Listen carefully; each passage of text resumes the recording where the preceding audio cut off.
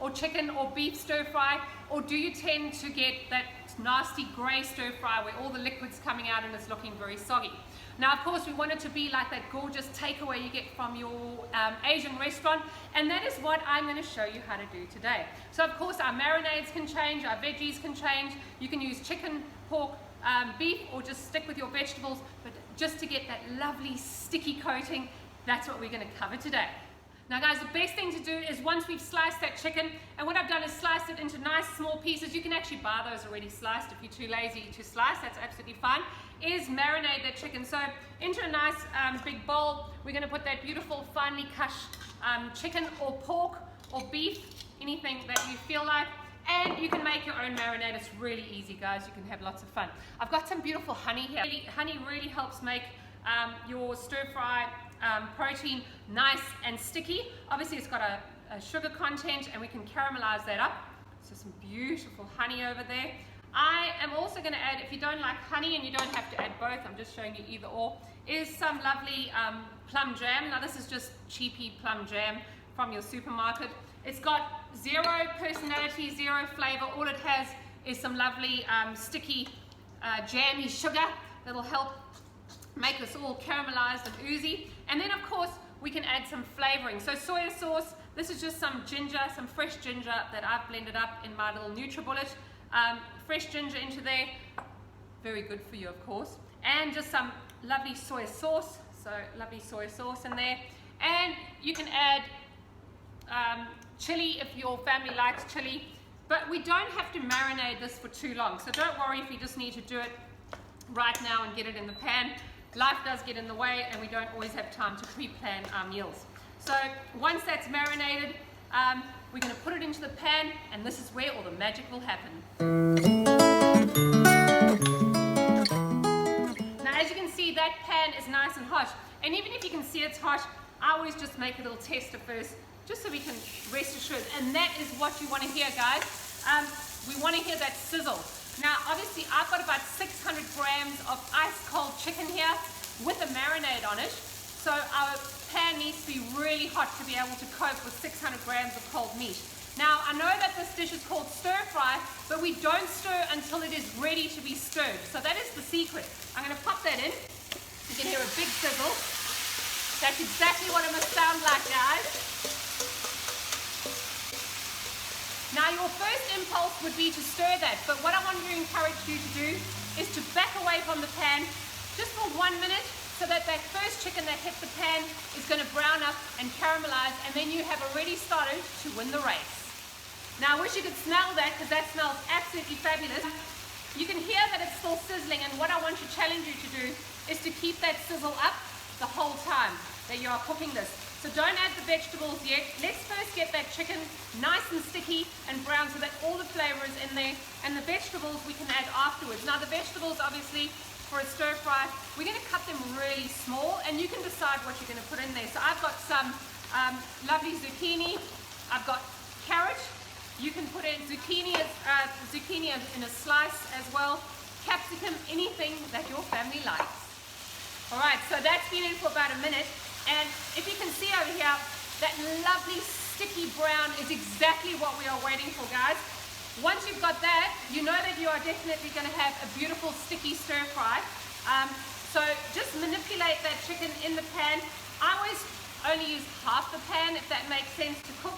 So I'm always leaving half the pan naked so it can manage and maintain the heat in the pan.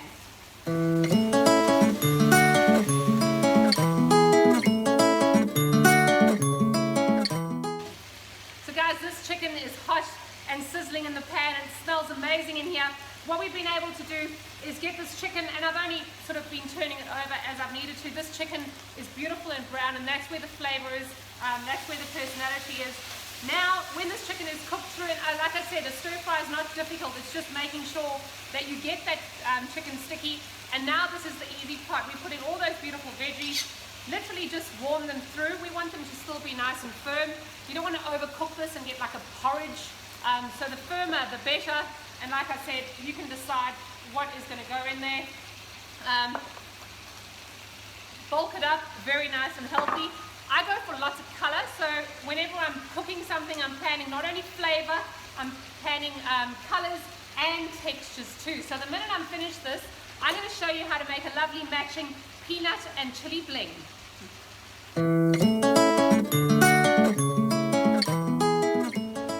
So guys, as you can see, I've thrown all the vegetables on top of there. You can't even see the chicken, it's right at the bottom.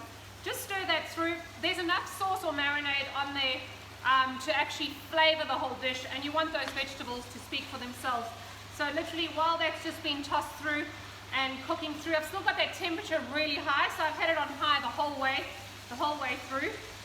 So your total cook time on this, if you've got the right temperature, could be less than 6 minutes, especially if you cut your chicken down. So that's quite encouraging for a quickie meal for the family.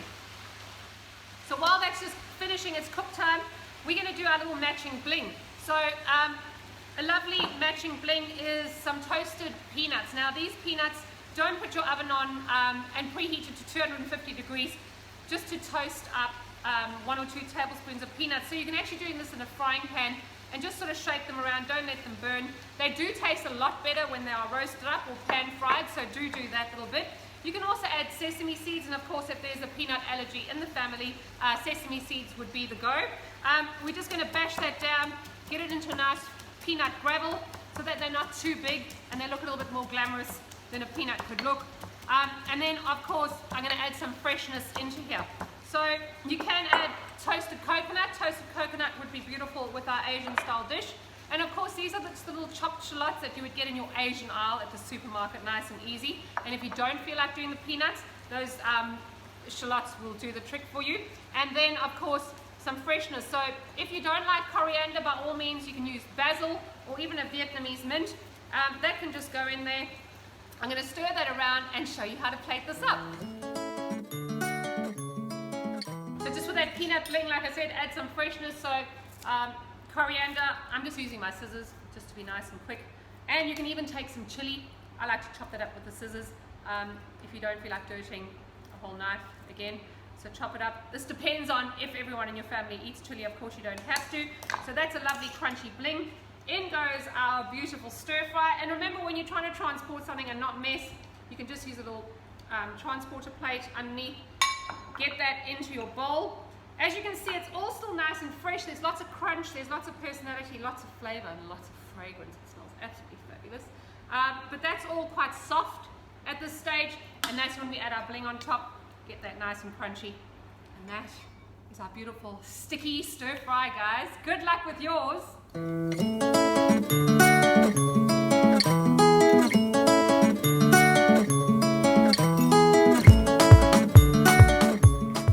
So guys, there's our beautiful plate, and on top of that little bit of bling, I've got some spring onions that I put under cold water, and they actually curl up as if they've had a little perm. If you can see here, they're all beautiful, and that's how they do it in the Asian restaurants. It's just, you just strip cut those spring onions and put them under cold water, ice water, and those can go up just for a little bit of height on the plate, and that will make your dish lovely and crunchy as well.